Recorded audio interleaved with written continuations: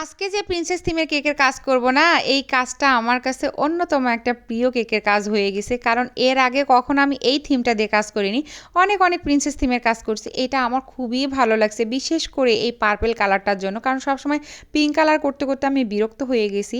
তো এই কেকটা অর্ডার করছিল আমার রিপিট ক্লায়েন্ট ভাবি। উনি কয়েকদিন আগে আমার কাছে একটা চকলেট কেক নিয়েছে। এইটা আবার ওনার মেয়ের বার্থডেতে জানুয়ারির ৫ তারিখে হচ্ছে সারপ্রাইজ করার জন্য নিছে। শুধুমাত্র বলছিল যে মেয়েকে সারপ্রাইজ দিব, তুমি একটা কেক করে দিও তোমার মন মতো করে। তো আমি ভাবলাম যে এই থিমটা যেহেতু আমার করা হয়নি আর ভাবির সাথে ওই রকম বার্গেটিং কিছু হয় না, আমি যা চাই তাই দেয়।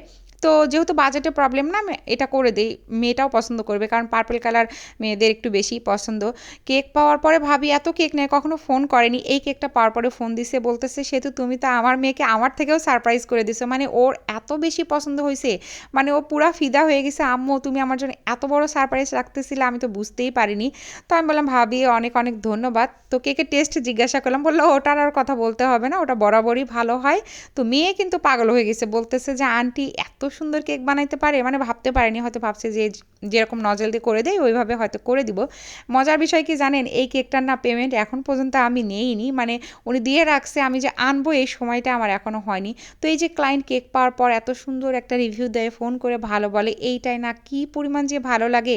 কেকটা কিন্তু সত্যিই অনেক বেশি সুন্দর ছিল, বিশেষ করে পার্পল কালারটার জন্যই ভালো লাগতেছিল। কিউট কেকটা একটা।